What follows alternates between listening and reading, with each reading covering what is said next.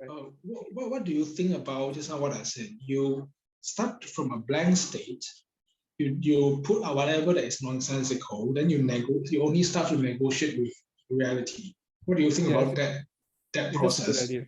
It is a good idea. It Yeah. is a good idea. Like, because you think from the more radical. I mean, no, it's like you try to push to the limit. Like that's the way you kind of like. Because I've read about something like a metaphor is like when you take a very difficult race, let's say you take a very long marathon race, like 1,000 kilometer. At the beginning, when you sign up for it, it's very scary. But when the day the marathon starts, right, you realize that you are the only participant. no one attended except you. And then the reverse, let's say a short marathon like 1 kilometer, which is for me, it's like people want to build another taxi app right now. Those marathon, right, full of people. Okay, it looks easy. Okay, 1 km I could finish. Then the day you turn up for marathon, there are 1 million people competing with you for the champion. No, it's very scary. 1 million people competing with it. I mean, like Elon Musk is one of the people who kind of did that. I guess it's like he had this ambition and he negotiated. He's really almost failed catastrophically. Yeah. Like, just very last minute, it took huge risk. It's huge risk. Yeah. But also he's talented. The thing is, like, I'm not even sure if I'm 1% of him. Like, he's so fucking talented. Yeah. He just no. The fucking impressive thing about him is that because I tried to look for his very old tweet, right, in 2013, right. Back then, when he tweeted something like it's only 10 people or 20 people responded. It's so unimaginable today. Because today he has 100 million followers on Twitter. But he mentioned that when he was 13 years old, right, he already read like Wealth of Nations by Adam Smith. So that's so unthinkable. Like 13 years old, you read a exactly difficult book in economics. Exactly. Like that's why I say it also takes some talent, like sometimes. Like I'm really humbled by this, like, giants, like, like I know it is not easy. Like no, but a lot of times I try to not talk or think too much about Elon Musk because first of all, he's a very legendary figure. It's not much of reference value. It's very outlier. Secondly, when we think about something too big, right, it's very, very disheartening. You won't even start. So I have a lot of model. I believe I told you before. Like, for example, I know of a very unique company in USA. The name is called Epic Systems. So it's a healthcare software company. It's so not famous. It's so not famous that almost nobody knows, but it's pretty great. So I try to look at all these small examples that you probably is healthier, like more reachable, healthier for reference value. It's cool. It's a company that only makes software for hospitals. Okay. Yeah. And I definitely try to look at some other, like there's a startup called Boom. This is a bit daunting because what they want to do, right, is they want to make supersonic jet to become the domestic airplane, so that you can fly from China to USA in 4 hours, for example. So, but even something as simple as there's a thing called Chin MailChimp, sorry. It's a very simple product. What they do is they actually I have only seen people using it once. They tried. It's a software that you can use to customize your email sending. So, for example, let's say you are a VP marketing. Every week you need to send some report in your email to your subordinates, your middle managers. So this MailChimp can customize, make it pretty, automate something. So that's all. It's a very small software, but they also managed to exit quite gracefully. I don't know. I see. Yeah. Intuit, quiet. You know Intuit? It's a designing company? No, it's a Finance. software. It's a bit similar I see. to for accounting. Accounting, is it? Accounting. Yeah, so you see Intuit acquire it for 12 billion in cash, this kind of thing. Wow. Yeah, so I heard try to look at all these small examples, but a lot of them are software though. Yeah. Yeah.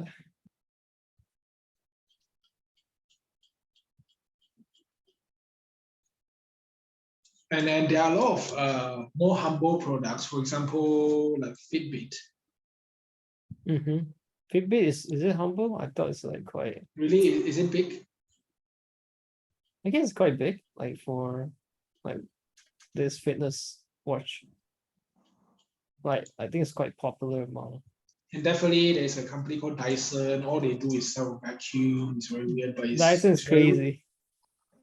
Holy shit, the vacuum is, even the hair dryer is like 1,000 ringgit, I think. but people want to buy it is another cult. People want to buy it. But I guess it's really good, I guess, because they keep innovating. Like They none of even make the, a bladeless fan. yeah, actually it's a scam lah, it's a blade lah. Just Really?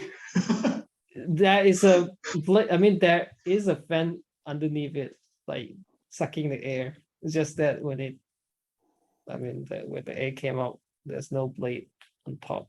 But there are blades. But people want to buy it, you know. I don't know, like, yeah. Usually people who can afford to buy it, some people who. No, it's the same as, okay, first of all, the world has really too many people. You just need to penetrate the market like 0.01%. You already have a million of users. Okay, that's the first thing. But people like different things, you know. For example, you are an Apple fan. Some of us will not understand why would you use 7,000 ringgit to buy an iPhone when I could have 1,000 Android. Yeah. So it's a similar thing. You know, people want different things. I guess their product is appealing, like at least maybe Dyson or Apple. They're appealing to some extent. Like, no, for me, I think bladeless fan is very cool. At least it will make me a bit happy if I buy it. Yeah. I mean, it's appealing, right? So yeah. It's none. No. So what I want to say is I contrast Dyson with Elon Musk. Right? Elon Musk is like this grand guy. You build electric car, you build rocket. Dyson is very humble. You just build a small household appliance, and that's all. Yeah. You don't have to talk about too big thing. Exactly. And you do it like well on that. You do it well on that single thing. Apple is also very much in that direction as well. Like they just want, if they make anything, they want to do it like so well. Like they either, if they're not gonna do it well, they're not gonna do it at all. Something like that. That's sort of like the philosophy. I mean, in the Steve Jobs day, yes. Now I'm not so sure. I don't know, like people maybe don't appreciate like how, like maybe they will criticize Apple for not really innovating, I guess. It's like, because like every year the design is like almost the same. Yeah, exactly. Especially after the death of Steve Jobs. But there are probably some like improvement that probably they have not seen. Like don't really notice, I guess. But I don't know, like, but I do appreciate, the way, the design of it, like also the philosophy. Definitely, when iPhone 1 appeared in 2007, it was super revolutionary. Yeah, it was revolutionary. No, because I just want to talk about WhatsApp, like three guys in the apartment. I feel that this kind of phenomenon, like three guys to launch an app and become super famous, Instagram, WhatsApp, it only happened once in a few decades. Because the timing was so great. 2007, iPhone 1 was launched, you have an app store, and lots of people bought an iPhone, and then they launched WhatsApp and Instagram on the App Store in 2008. Immediately, they just took over the market. Yeah. They leverage on the huge ecosystem, the App Store built by Apple. Yeah, exactly. Now, if you try to build anything, I think it's probably going to be cannibalized by Apple itself.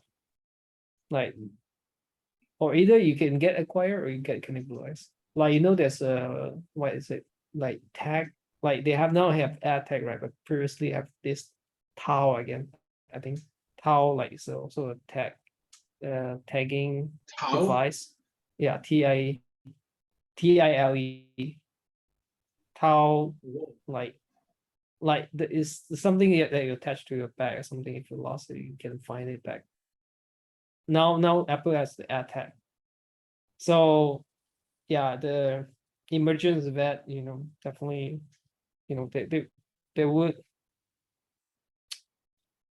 cannibalize the whole industry the whole business of it.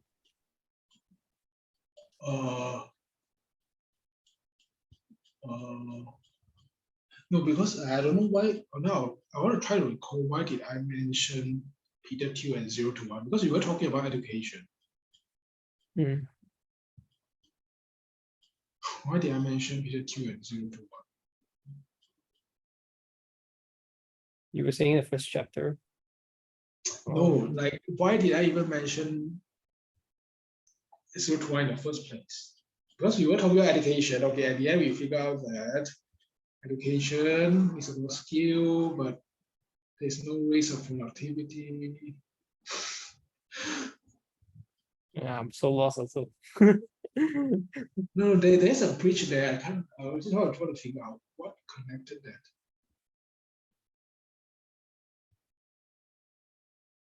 But I am just now I talk about engineer. I always feel that engineer is these magicians. They literally could give them something useless. They try to figure out what makes something useful. So I have wonder, that kind of, yeah. I wonder if the magician actually know how the magic works. What does that mean? Like, does the magician know exactly how it works? Like you could operate on the black box. I mean you could have this interface which you use and you make the produce something, but I wonder whether the engineer actually know what is inside, like how actually make it happens. Actually, Dell company, right? Dell the computer, right? Yeah. They said that actually Dell does very little of design. So engineering is very little. It's a huge assembler of many different parts that they sell the computer. It's more like a sales company, but they are big. Oh, I see. Yeah. They have their unique market. Their market is like they're not selling like saying that our computers are the greatest in tech. They don't run that. Just like mediocre, like affordable. No, but they are able to penetrate a very niche market, as in like, okay, you can now go to their website, click and buy the 1,800 ringgit computer. It will be packed and sent to your home. Very good after sales service, those kind of thing. So there are value propositions on this after sales service, and yeah, it's a lot of that. It's not so much about a superior product or whatever. I see. Yeah, I often heard that they do have pretty good after sales service. But their laptop is really quite lousy. It is. Yeah. I mean, talking about Apple, right? Maybe some people cannot appreciate is that although Apple is expensive, but then if you really compare to like the lifespan or maybe the utility of it, right? I mean, one of the feature it has is like it lasts super long. Like a lot of things it has the quality. Like my iPad, I think I bought it in 2014, I guess. It's 8 still years. survive. Is it 8 8 years? years. Like, yeah, I guess it's 13 or 14, something like that. It is still surviving. It's still working. My mom is using it like to watch the YouTube. My computer can last like, I don't know, 10 to 12 hours like on battery without charging it. I think hardly any laptop actually come close to that like duration. Yeah. Yeah, actually, like all the tech giants, they really do great products. Yeah, definitely. Like Yeah. Google search engine is great. Yeah. Yeah. Also, it's yeah. So Apple, yeah, all the they're products are great. significantly greater. Yeah.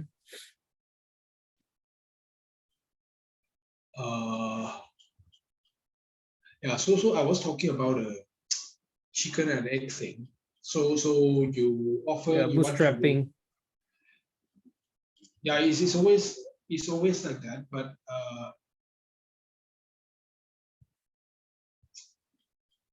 okay, everything is just very speculative. I just always prefer to have a million of hypotheses in my mind.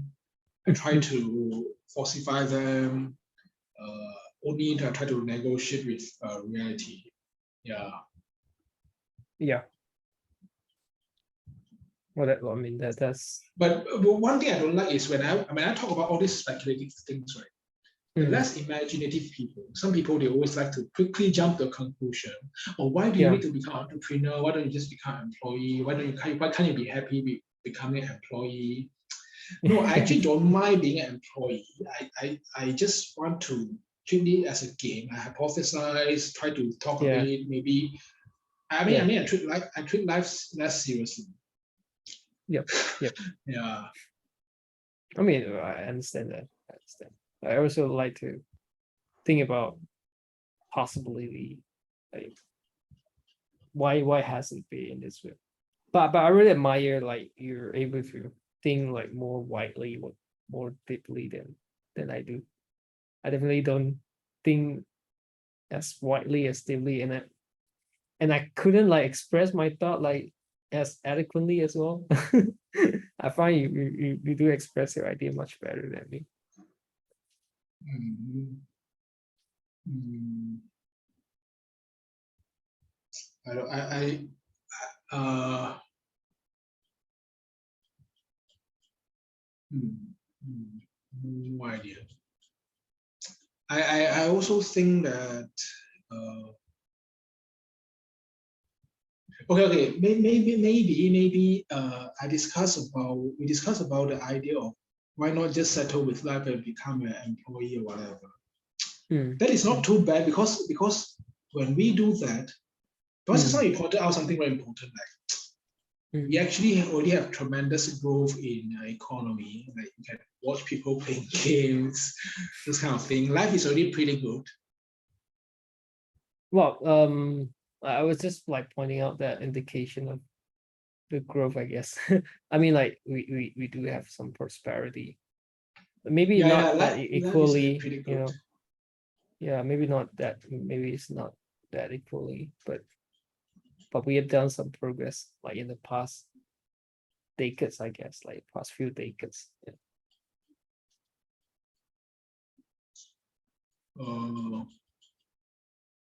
Yeah, actually, I also don't know. I don't know. I don't know what should I do. I don't know. Every day I wake up. Maybe I should just settle for life.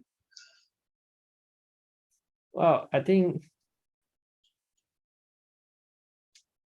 just keep doing what what you do the best. I mean, this is exactly what you do the best, which I guess no one could do it well Okay, I as want to well ask as you, you. right? Do you know what is okay? What is your definition for hacker? Hacker. I think you told me this before. Like, Yeah, I asked you before. Really? yeah. I mean, you say the hacker is not like just what is it, breaching the security, but hacker is like Yeah, someone. yeah, yeah. the one breaching the security is called cracker. Hacker culture is like people, right? Okay, people at least they try to think of it. Okay, because I have a lot of speculative thought, even the idea of 42, all those projects, right? I even have this very wild fantasy, like could I hack into the actual database and actually, okay, because I'm lazy, I don't want to do the hard work of passing the project. Is it possible to manipulate the molinet so that you could pass automatically? Of course, this kind of fantasy, right? Is okay. What I don't like is people when I say something like that, the people quickly say that how you gonna do that? They're gonna have thousands of objections. Of course, I also don't know how to do that. It seems like very difficult, but at least you have to first consider, try to rethink 10 times. What are the possible avenues? Because in the process of thinking, you might figure out something else. So I like to second guess things. For example, I feel that a lot of tests given by schools, right? They are very monotonous. So maybe some students, right, there are always possible way to hack the system and figure out how to pass the. Sometimes it's okay. Sometimes it's done for your advantage, but sometimes actually it's also like intellectual exercise. You feel that it's great. You figure out how to circumvent a thing. You find out new things. So this is what it means by hacking culture.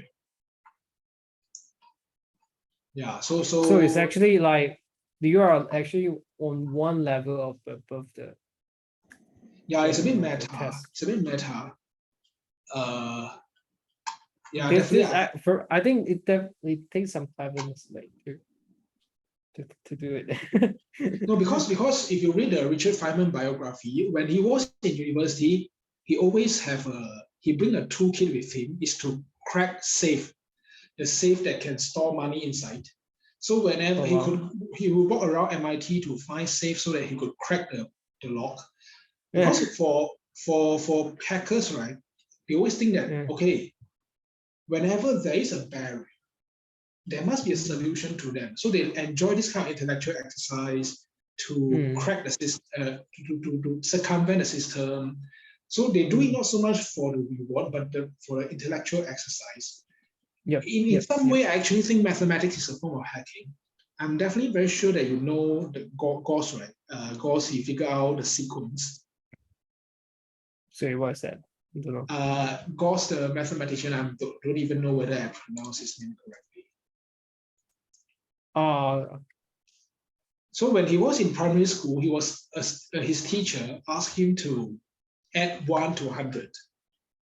So of course, a lot of his dumb classmates painstakingly add 1 to 2 to 3 to 4 to 5.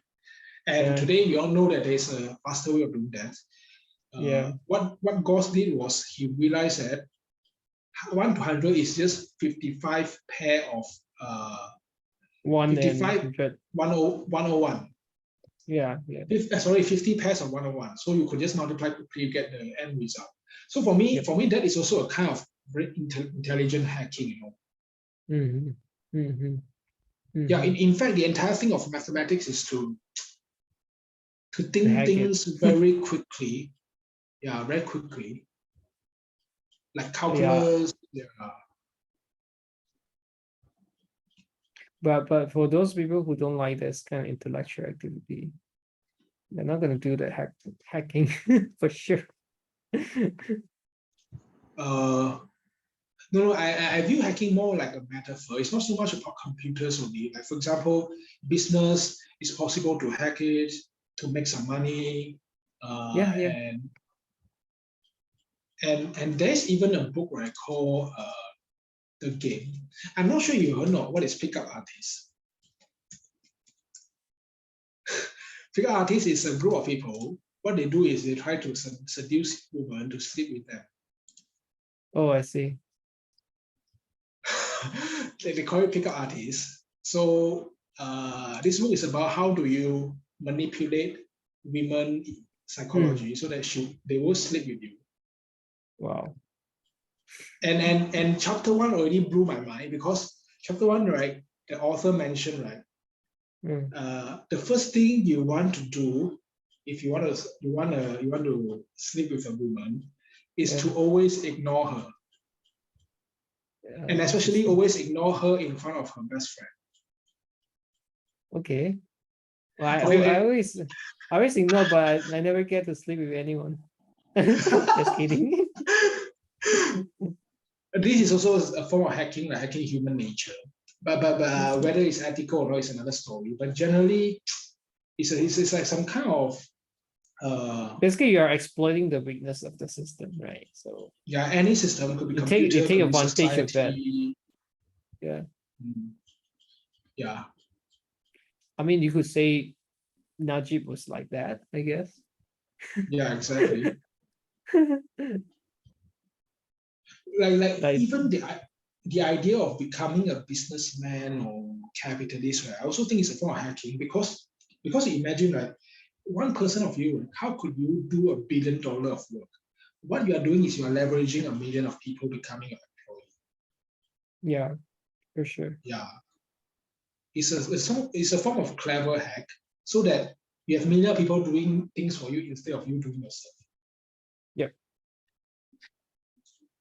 And definitely all the physicists are hackers. They, like Einstein, able to figure out that reality is not what he saw, is something more than that.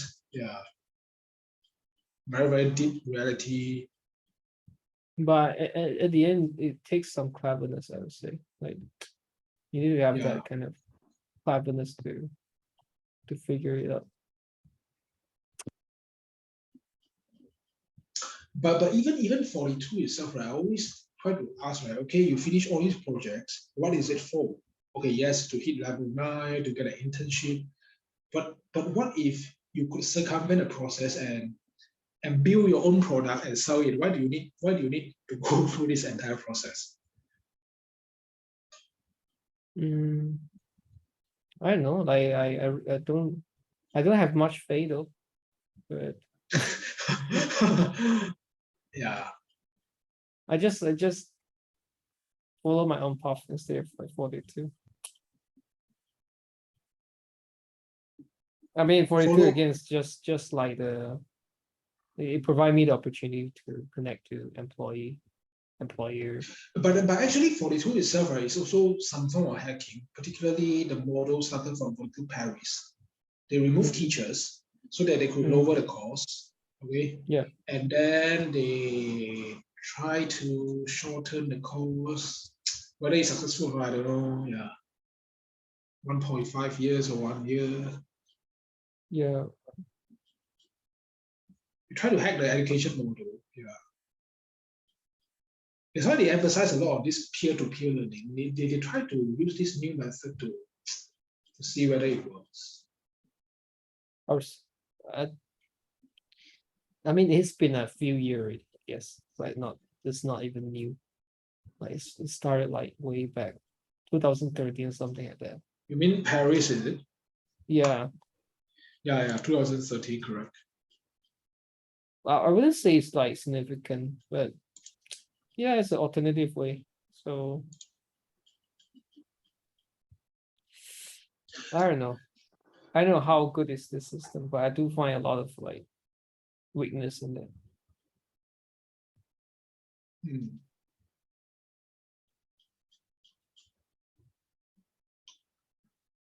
Bro, yeah. Are you saying? No. But like because we talk about business, all this kind of thing, or changing education. I also mentioned before, like alternative model, right? Like this open source software model, right? I think it's incredibly inspiring. Like people don't work for money. They always say that people who work on open source software, they work for love of software. How true is that? I don't know. Well, they are capable, so I don't think they have to worry about money side. Because if you can contribute to open source, right, you're probably a pretty good programmer. And like must be I don't think you have any issue trying to find a job if you want to find money or something, if you are able to contribute to that, it's like you're really not bad. You're really good. But even the idea, but they must do it also because of really incredible passion. They will do it for and also probably when they work, they need to have some feature, and I guess it makes sense that like they do have an incentive to contribute, the code to make improvement because they use it. They want to have this feature, something like that.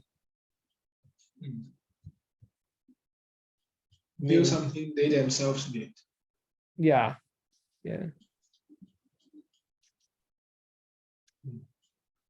I mean, they probably are at a level where they are just comfortable, like financially, so they could, do this, I guess. I don't know what.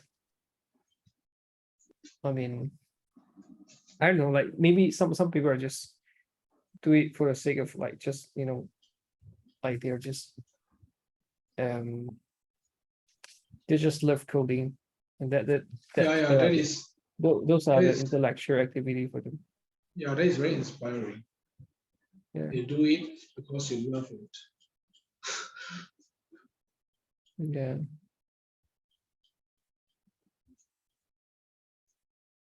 So these few days I have been really still practicing this book called The Little Schema. Oh, I see. Yeah. How was it? What did you learn?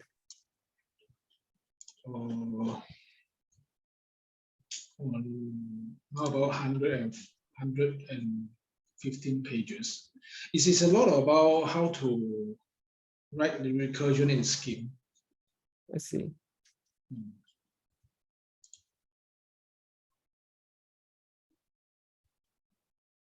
Definitely quite demotivated with SICP. Is very hard. I mean, like just what you say, right? SICP is the Mount Everest. You can't expect us to climb the Mount Everest without practicing first. Are they on a smaller hill? Yeah.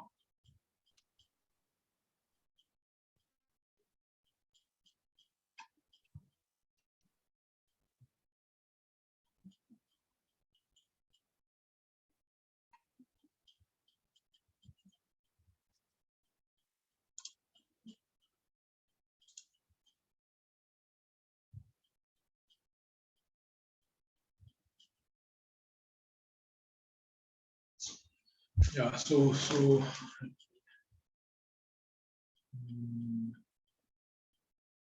is it a list? Yeah, the linked list, scheme.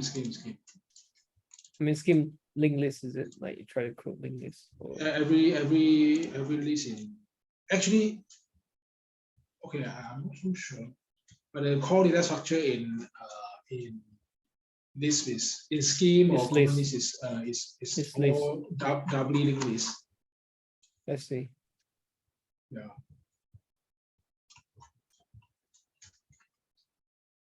What was the question? Okay, so for example, it's a bit low resolution. It's a pirated book, so yeah, I can see. Yeah.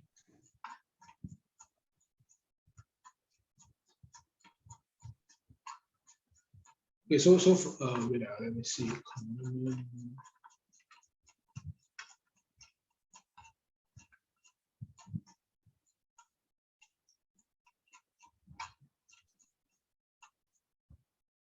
Okay, so for example, you have this really big list. So inside list itself, you have okay, the first list, right? Inside list itself, this gigantic list, you have the first list of lists. This list itself, you have how much. The inside itself is a list of wood. So it's a huge list. And then you have the parameter new is packer, O is chart. What you need to do is you want to insert packer in front of chart. So you can see here is a wood chart. Here become a wood packer chart. So you insert, let me annotate, you insert packer in front of chart. You insert packer in front of every chart. Yeah, initially there's no packer. So you need to like what is it, like dig into, like, how to say, you need to find where is the chart and then you insert before the chart. Yeah. Let's see. Another form is like, for example, this one. Okay, you have again entire list. Then you have source. You want to remove entire source, no source, no source, no source. So the end result is like this. But the parentheses must all be matched. Yeah, it's still the same number of parentheses. So you have to use recursion to do it. This book has answers on the side though, because it's built in a way that, if for example, this question, insert left. Okay, they will ask you to write yourself, and actually the answer is here. This answer. The right hand side is the answer. Wow. Okay. From outside, the structure is very daunting, but actually it's not so much after you know the recursion technique. So okay, let me see. This actually return the lambda, is it? Return a function, is it? Oh well, you can ignore this lambda thing. You just treat it as if the default way you write scheme, right, is you bracket. Oh, I see. And we bracket the parameter, you just ignore this. So it's an insert L with the 3 parameter, and this is the body. Starting from con is the body. What is code though? Code like parentheses.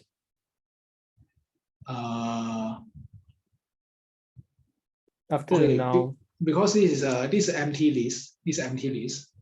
So empty list, if you don't code it, it will evaluate.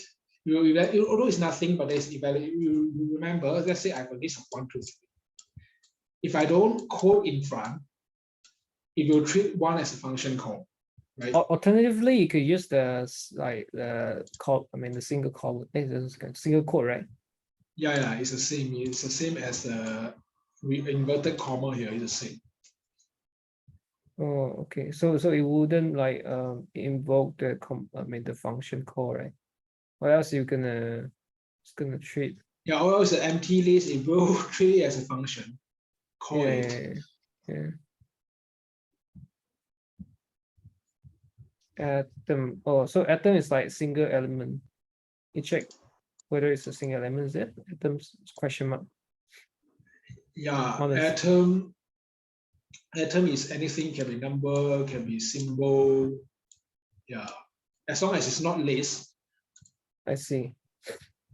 Then a car is what is it? Car, it take out the atoms out from the list. The first element. The first element. Okay.